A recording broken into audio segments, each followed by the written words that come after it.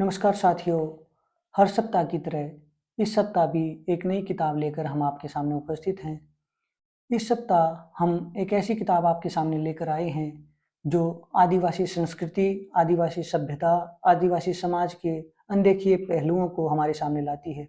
मैं जसिंता केरकेटा के काव्य संग्रह ईश्वर और बाजार की बात कर रहा हूँ। जसिंता झारखंड के उन सुदूर इलाकों में काम करती हैं जहाँ अभी तक बहुत सारी संस्कृतियाँ मौजूद हैं, जहाँ अपने वजूद को अभी भी लोग अपनी आत्मा के हिस्से की तरह महसूस करते हैं। जसिंता इन आदिवासी इलाकों में न केवल काम करती हैं, बल्कि वे स्वयं भी इसी का हिस्सा हैं। हम ये देखते हैं कि पूंजीवादी सभ्यता, पूंजीवादी संस्कृति धीरे धीरे ईश्वर तक को अपने हक में इस्तेमाल करने के लिए प्रेरित कर होती चली जा रही है। वह सांगठनिक धर्म को बनाते हुए छोटे-छोटे हमारे आस्था केंद्रों को एक ऐसी व्यवस्था में तब्दील कर रही है, जहाँ वह ईश्वर को बाजार बना रही है। जसिंता इस बात को अपनी इस 115 कविताओं के संग्रह में बहुत गहरे तक पहचानती हैं। वे समझती हैं कि इस पूंजीवादी सत्ता का क्या मानना है और इस पूंजीवादी व्यवस्था को कैसे रोका जा सकता है। इसीलिए वह अपनी एक कविता में खुलकर कहती हैं, लोग ईश्वर को राजा मानते रहे और राजा में ईश्वर को ढूंढते रहे।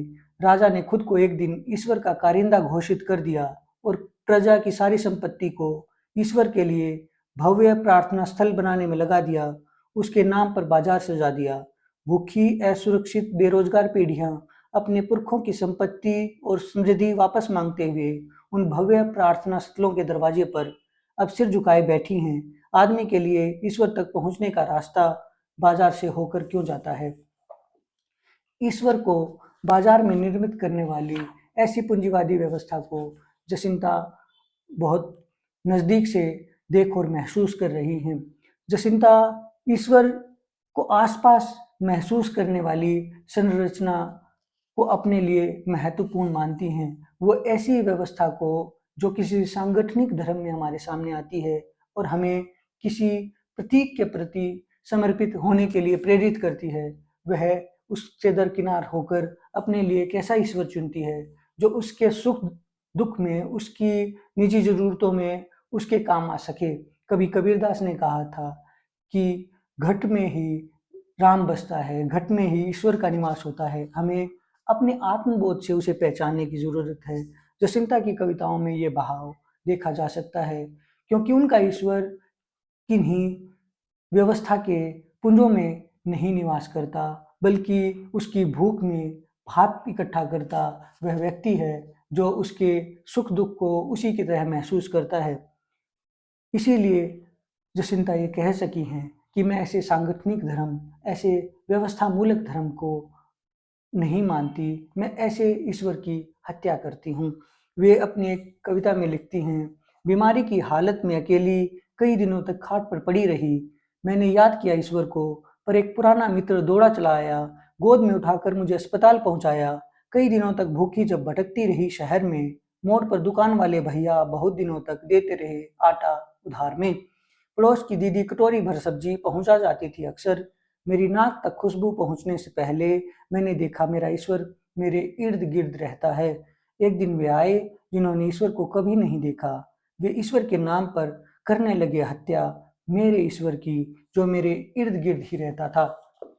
यह इर्द गिर्द रहने वाला ईश्वर जसिंता की कविताओं में वह पेड़ है, वह नदी है, वह पहाड़ है, जो उनके रोजमर्रा के जीवन का हिस्सा है, जो उनके अपने वजूद के हिस्से की तरह मौजूद है। बाहर से आने वाली व्यवस्थाएं केवल उन खनिजों की ओर टकटकी लगाए हुए हैं जिन पर आदिवासी अपने पुरखों की तरह मरते मिटते हैं। लेकिन हम ये देखते हैं कि जसिंता एक खास किस्म के काव्य बोध के साथ ऐसी व्यवस्था से लड़ रही हैं, ऐसी व्यवस्था के विरोध में जो वो अपने काव्य नायक ला रही हैं, वह हमें बहुत ठहर कर सोचने समझने की क्षमता देते हैं। जसिंता इस बात को भी समझती है कि जब व्यवस्था किसी ईश्वर को एक ऐसे महल में तब्दील कर देती है जहाँ से सारी संरचना केंद्रित हो, तब ईश्वर की ऐसी व्यवस्था दरअसल राजा की अपनी व्यवस्था बन जाती है। और ऐसा राजा जिस राज्य का निर्माण करता है उसमें आम आदमी के लिए कोई जगह नहीं होती। हमें ऐसे ईश्वर की ओर ताकते हुए देश से बचना चाहिए। हमें ऐसे राजा की ओर ताकते हुए देश को नहीं बनाना चाहिए। जसिंता अपनी कविता पूजा स्थल की ओर ताकता देश में लिखती हैं, जिस देश के भीतर देश भूख, गरीबी, बीमारी से मरता है और देश अपने बचे रहने के लिए किसी पूजा स्थल की ओर ताकता है, तब असल में वह अपनी असाध्य बीमारी के उस चरम पर होता है जहां खुद को सबसे असहाय पाता है। ऐसा असहाय देश अपनी बीमारी का इलाज अगर किसी पूजा स्थल में ढूंढता है, तब उसे अपने ही हाथों मरने से कौन बचा सकता है। हम जो हमारी व्यवस्था की आपसदारी है, जिसमें अब्दुल का दर्द श्याम का दर्द है, उसको लगातार खींचते चले जा रहे हैं। हम एक धर्म के पूजा स्थल को दूसरे धर्म के पूजा स्थल से न केवल लड़ा रहे हैं, बल्कि दोनों को आस्था का केंद्र नहीं, बल्कि व्यवस्था का केंद्र बनाते चले जा रहे हैं। हमें इस बात पर ठहर कर सोचने की ज़रूरत है कि क्या आज हमें अस्पतालों की ज़रूरत है, चिकित्सालयों की ज़रूरत है? क्या आज हमें स्कूलों की ज़रूरत है, विश्वविद्यालयों की ज़रूरत है, या ऐसे भव्य महलों की जिनमें सर्वनाम धन्य ईश्वर निवास करता है? हैरानी तब होती है जब मूर्ति में बैठा ये ईश्वर बीमार पड़ता है और इसके इलाज के लिए किसी चिकित्सक को बुलाया जाता है। जसिंता इस बात की तस्दीक करती हैं और स्वयं हैरान होती हैं और लोगों को इस बात के लिए सचेत करती हैं कि वे इस बात से परेशान क्यों नहीं हो रहे हैं कि अंततः ईश्वर का इलाज करने के लिए भी कोई चिकित्सक आ रहा है। इस देश का इलाज करने के लिए कौन आगे आएगा?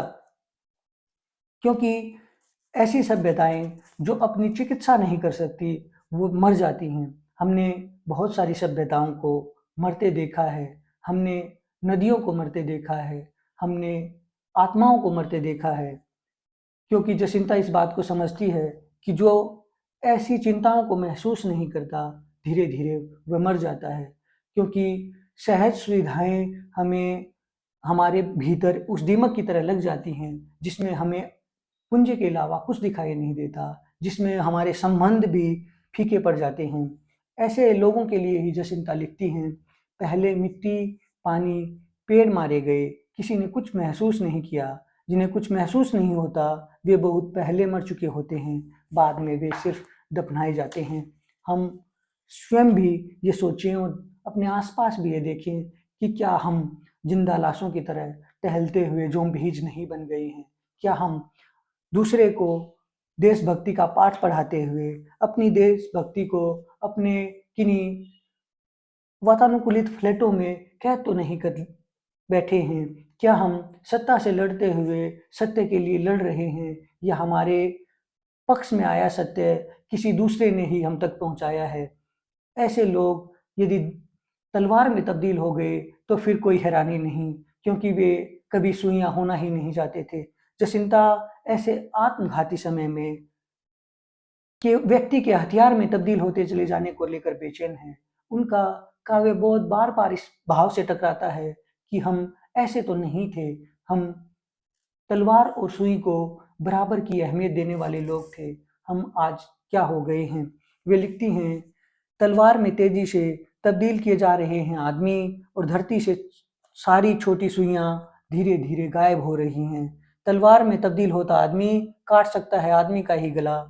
धरती, देश, जानवर, स्त्री, किसी भी बहाने पर इस धरती को चाहिए छोटी हजार सुइयां, उन्हें संभाल कर पकड़ने वाले कोमल हाथ और कटी फटी जगहों को देख सकने वाली आंख, जो चीथड़े हो रहे सभ्यता के कपड़ों को फिर से सील सकें और बचा सकें धरती पर धरती की लाज। क्या हम ऐसे व्यक्तियों को जो हमारे आसपास हैं, जिनकी अस्मिताएं बड़ी अस्मिताओं के निर्माण में काम आती हैं, क्या उन्हें उपयोगी नहीं मान रहे? क्या हम ऐसे व्यक्तियों को अपने आसपास इकट्ठा होता देखकर संकोच महसूस करते हैं, या ऐसे व्यक्ति जब कभी अपने हक की लड़ाई लड़ने के लिए एक संगठन बनाकर किसी स्थल पर अपनी बातों को रखने के लिए आते हैं, तो क्या हम उन्हें देशद्रोहियों में तब्दील कर देते हैं? हमें इस बात पर भी विचार करना चाहिए। दरअसल हम क्या ऐसे समय में चले नहीं आए हैं जहां हमारा पड़ोसी ही हमारे लिए सबसे बड़ी मुसीबत बनकर खड़ा हो गया है? क्या यह पड़ोसी सच में मुसीबत बनकर खड़ा है, या हमारे दिमाग में कहीं से आने वाले ज्ञान ने उसे दुश्मन की तरह हमारे ज़हनों में बैठा दिया है? क्या हमारा इतिहास बोध आज सबसे गड़बड़ स्थिति में नहीं है? क्या इतिहास को लेकर हम उतने ही संजीदा हैं जितने होने चाहिए? जसिंता इस बात पर वो बार-बार जोर देती हैं और सचेत करती हैं कि क्या हम अपने गड़बड़ इतिहास बोध के सहारे ही अपने पड़ोसी को देशद्रोही नहीं समझ रहे। वो एक कविता में लिखती हैं, धर्म झूठी देशभक्ति और राजनीति की धूर्तता के नशे में धुत शाम शहर में कोई झुंड निकलता है जो अभी भी भारत पाकिस्तान के उसी विभाजन काल में खड़ा है। पाकिस्तान की सीमा दरअसल है किधर, ये जानने की जहमत नहीं उठाता है। मोहल्ले से बाहर की यात्रा कभी की नहीं, इसलिए अपने मोहल्ले में ही पाकिस्तान ढूंढता है। घर के दरवाजे से कुछ परे गली के मोड़ पर जिस मुस्लिम बूढ़े का घर है, उसके बच्चे और बच्चों के बच्चों ने उसी मोहल्ले में दिन गुजारे हैं। भारत पाकिस्तान की सीमा समझता है और दरवाजे पर पाकिस्तान मुर्दाबाद के नारे लगाता है। मुस्लिम बूढ़े का बेटा चकराता है, जब वापस जाओ के नारे सुनता है। वापस कहाँ जाएं, यही मेरा घर है। नींद में हो या बेहोशी में उठाकर कुछ भी अनशन बकते हो, चिल्लाता है और लात घूसों के बीच उसी समय वह देशद्रोही घोषित कर दिया जाता है। क्या हम अपने आसपास हो रही लिंचिंग में शामिल व्यक्तियों को देख सकते हैं?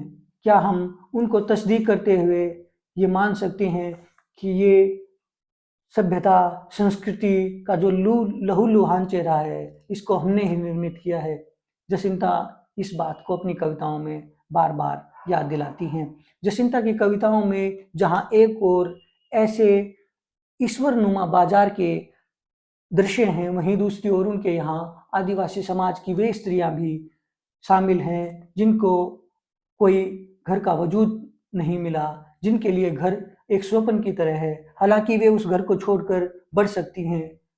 यदि हम तथाकथित नारीवादी विमर्श के संदर्भ में इन कविताओं को देखेंगे, तो हम ये कभी समझ नहीं पाएंगे कि ये स्त्रियां इस घर को क्यों छोड़ देना नहीं चाहती।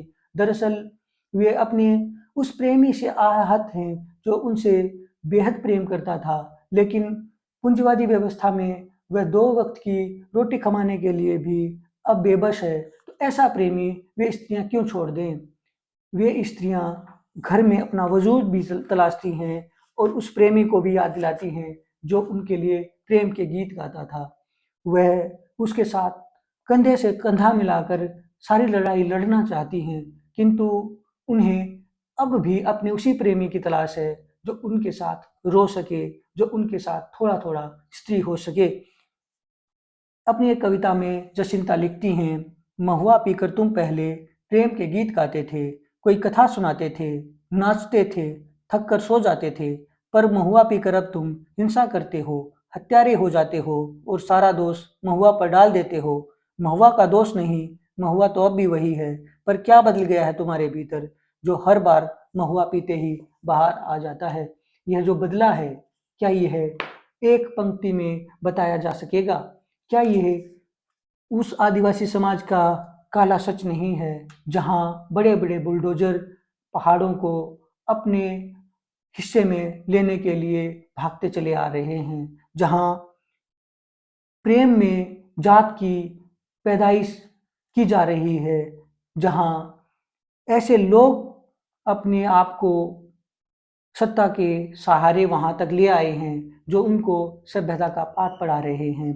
ऐसे लोग स्कूल में जाती स्त्रियों को वेश्या कहें तो फिर कोई आश्चर्य नहीं। ये वे लोग हैं जो अपने वजूद को ही इस धरती का सबसे सुंदर वजूद मानते हैं। जसिंता ऐसे लोगों को पहचानती हैं और कहती हैं, वे कौन लोग हैं जो सवाल करती लड़कियों को वेश्या बनाते हैं? ये वही लोग हैं जो धरती पर जन्म लेते समय मनुष्य बनते बनते रह गए।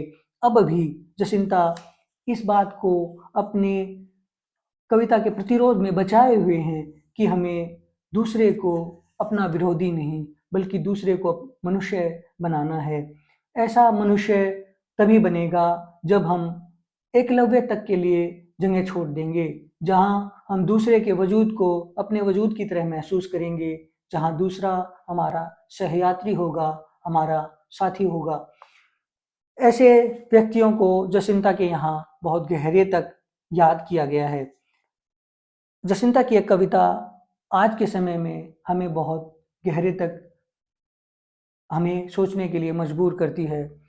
वे लिखती हैं, क्या करेंगे हमारे बच्चे शिक्षा में मिले आरक्षण का, जब जंगल में आज भी स्कूल गिरा दिया जाता है, गांव जला दिया जाता है और तोड़ दी जाती हैं उसकी उंगलियां जो इस पर सवाल करता है। बराबरी का हक न मिल सके इसलिए इतिहास ने एकलव्य का अंगूठा छीना था, पर अब जंगल के आदमी के हाथ में एक अंगूठा भर छोड़ दिया जाता है जो हर सफेद कागज पर जबरन ठप्पा लगवाने के काम आता है। व्यवस्था ने ऐसे आदिवासी लोगों को केवल एक अंगूठे भर की पहचान मुहैया करवाई है। ऐसा व्यक्ति यदि अपने लिए पूरे देश की मांग करता है, अपने लिए अलग कानूनों की मांग करता है, तो वह देशद्रोही बनते देर नहीं लगाता। सत्ता, संस्था और व्यवस्था ऐसे व्यक्ति को किसी भी तरीके से बाहर करने के लिए आमादा है। ऐसे व्यक्ति की जड़ें उन पेड़ों की तरह काट दी जाती है जिनके मुहाने तक विकास आया है। जसिंता अपनी कविता में व्यंग्य करती हुई कहती हैं, वे पेड़ों को मुख्य धारा में लाना चाहते हैं, पर अपनी जमीन से उखड़कर पेड़ क्या मुख्य धारा में कभी आ पाते हैं? बस इसलिए काट दिए जाते हैं। मुख्य धारा की ओर ताकता हुआ पेड़ हो या व्यक्ति, वहां तक उसके हिस्से पहुंचती है केवल और केवल उसके जड़ों से काट दिए जाने की बेबसी, उसके पालतू होने की एक ऐसी साजिश जिसका अभी हमें उतना अंदाजा नहीं है जितना जसिंता की इन कविताओं में देखने समझने को मिलता है। यह पूंजीवादी व्यवस्था अपने लिए हर उस चीज को इस्तेमाल कर लेती है जहां जन की बात पहुंचती है। सबसे पहले वह अखबार को अपना हथियार बनाती है, फिर समाचार को अपना हथियार बनाती है और अंततः देश को ऐसी व्यवस्था में बदल देती है जिसमें अधिकार एक ऐसे तंत्र के खिलाफ आपको खड़ा करता है जिसमें आप स्वयं ही अपने गिरेबान में झांकते हुए दोषी महसूस करते हैं। यह व्यक्ति को पालतू बनाए जाने का वक्त है। जसिंता अपनी कविता में लिखती हैं, आवारा कुत्तों के बनिस्बत पालतू कुत्तों के मारे जाने की संभावनाएं कम हैं क्योंकि वे पूरी ताकत के साथ अपनी दुम हिलाते हैं। लेकिन जसिंता के काव्य नायक ऐसे दुम हिलाते आदिवासी नहीं हैं, बल्कि वे ऐसे आदिवासी हैं जिन्होंने अपने हथियारों को अपनी पीठ से नहीं बल्कि अपने पेट से चिपका रखा है, जिन्होंने अपने हथियारों को अपने वजूद का हिस्सा बनाया है। वे अपनी कविता में लिखती हैं, वे हथियार उठाए आते हैं और जंगल के आदमी से कहते हैं, अपने हथियार डाल दो। कहता है जंगल का आदमी हाथ में हथियार लेकर, निहत्थे से डरे हुए लोग, तुम्हारे हाथ में जब तक हथियार है, मेरी पीठ पर लटका धनुष मुझसे अलग नहीं हो सकता। पीठ पर लटका यह धनुष जसिंता की कविताओं का सबसे जरूरी और गहरा चिन्ह है जिसे उनके काव्य नायक अपने वजूद का हिस्सा मानते हैं। जसिंता इस बात को भी समझती है कि अपने को सभ्य कहने वाली ये सभ्यताएं जंगल के आदमी को उसके अधनंगेपन पर, उसके रहन सहन पर, उसके खान पान पर, उसकी सोचने की क्षमता पर उसे बार बार दोयम दर्जे का नागरिक बनाते हैं। इसीलिए जसिंता अपनी एक कविता में कहती हैं, वे जो पूरा कपड़ा पहनते हैं पूरे कपड़े में आए और दरवाजा तोड़कर मेरे घर में घुस आए। मैं अपने कमरे में आधे कपड़ों में घूम रहा था, वे मुझे देखते ही बोले, अधनंगे, अविकसित, असभ्य। मैं उनसे इतना ही कहना चाहता हूँ, किसी के घर में दरवाजा तोड़कर घुसना असभ्य होना है। सभ्यता की बात करने से पहले बस दरवाजा खटखटाना सीख लो। जसिंता की कविताओं में दरवाजा खटखटाने की, कह सकने की जहमत उठाने वाले ऐसे लोग हमारे लिए बहुत काम के हैं। जसिंता आदिवासी जनजीवन पर मंडराते सभ्यता प्रेषित खतरों को न केवल पहचानती हैं बल्कि उन्हें सीधे और साफ साफ शब्दों में हमारे सामने तक लाती हैं। उनका मूल स्वर ऐसी व्यवस्था को हमारे सामने नंगा कर देना है जो अपने वजूद के लिए हर व्यवस्था को अपनी व्यवस्था बना लेती है। हमें जसिंता के इस संग्रह को इस संदर्भ में बार बार देखना चाहिए। धन्यवाद।